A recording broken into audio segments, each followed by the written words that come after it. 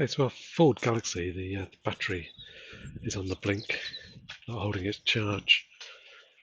The trouble is, looking under the bonnet here, that you can't actually change it very easily. It's under here. This cover looks as if it just pops off.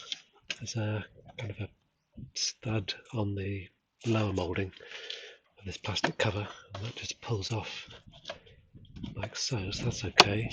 The trouble is, this is in the way. I'm gonna have to take off this. I assume it's an air filter, and hope, I guess, that it lifts over this edge. Otherwise, I'm going to take the whole thing out. It seems a bit of a strange way of doing it when the battery is something that needs to be replaced fairly often. But then I suppose the air filter is as well. So yeah. Anyway, let's take this off for a start and see where we go from there. So I've just loosened this clip here, so that'll slide off now. I've taken the screws out. The screws are actually semi-captive. I'll just lift this off. There we go. So I'll say the screws actually don't need to come all the way out. I've taken some of them out just because that seemed sensible at the time, but in fact they don't need to come all the way. They can just come until they're sort of loose like this, and that's good enough, and it saves you losing them. So that's better. I'll do that next time. One of the reasons for capturing this video is to remind myself for next time.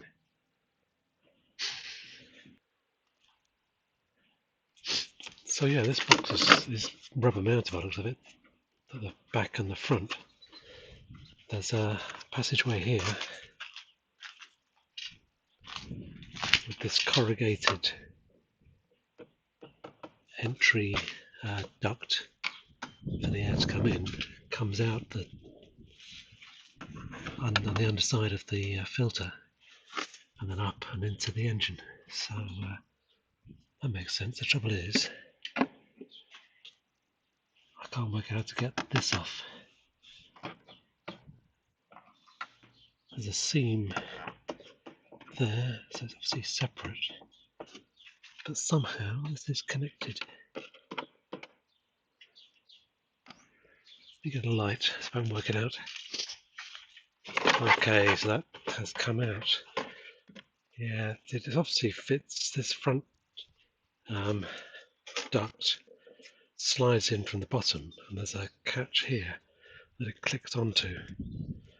And sure enough, these front and back mounts just mount on the rubber cones here. So it's actually not too bad, I suppose, but a bit of a pain. I assume that this top half, this is just a mass flow meter of some kind, which is what that connector went to. So yeah, that's good. So now I've at least got access to the battery by looks like. Yay, finally. Okay, I've got an old motorbike battery, so I'm just going to use that to keep things alive if I can. Keep the central door locking working.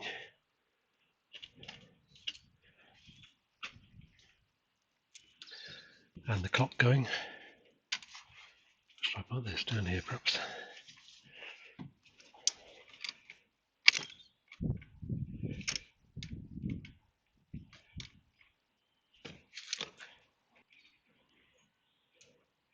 Aha. Let's loosen this front mount. Okay.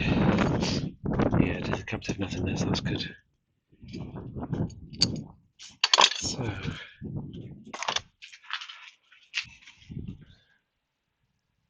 actually I might get away with leaving that on. Oop, oh, it popped out. Okay. There is actually a sort of stud there, a plastic stud, that presses into the underside of this tray. So don't let that touch anything. Right, so we're getting there, I think. Just a bit awkward to get out, isn't it? Right.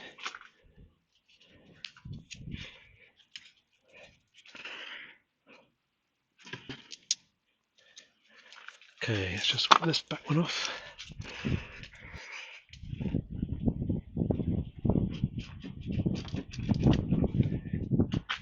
Right, so that is negative news. That's okay, that's safe.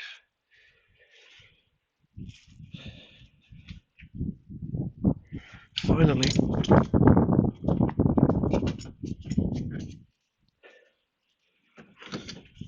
battery out. Okay, so let's get the new battery in. I'll make a space for it.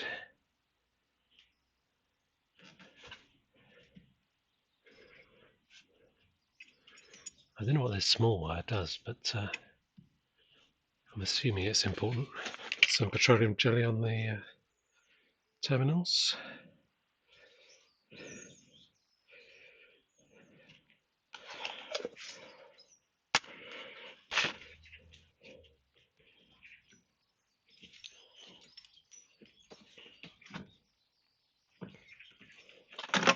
Okay.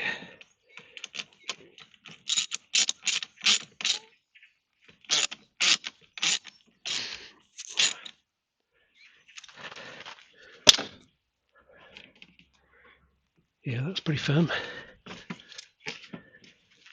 That's okay. Stick this on. So I can lose the motorcycle battery now.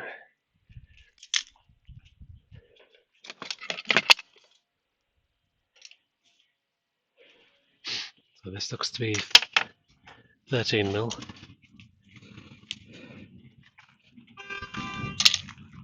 These smaller ones were 10mm. Yeah, I'll do.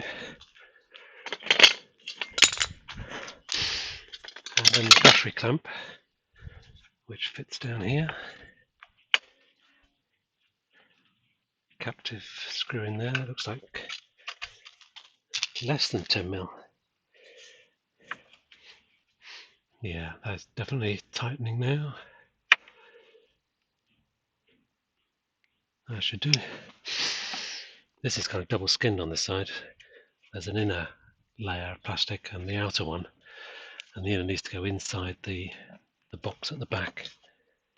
So it goes either side, and then you can get to this stud. Right. Okay, so here's the airbox. I'm just going to put a bit of WD-40 on this slide area. The air intake hose, which is down the front here, just slides into this and then clips onto this small clip here. So I'm just going to put a lubricant to ease it in.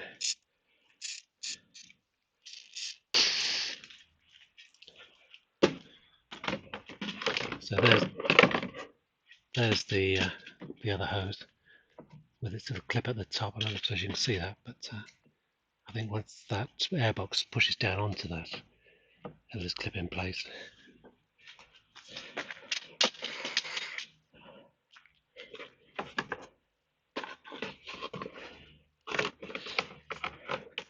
Okay, so that's clipped into place, that front hose.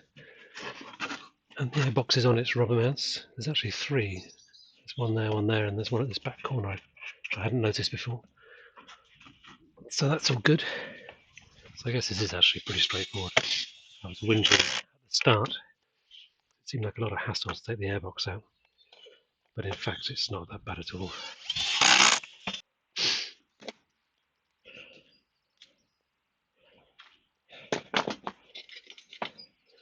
So that should go underneath, I assume.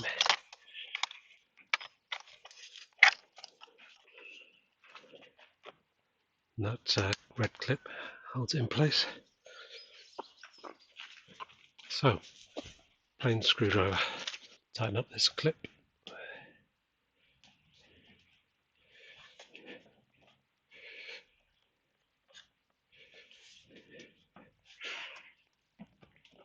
Make sure it's fully on.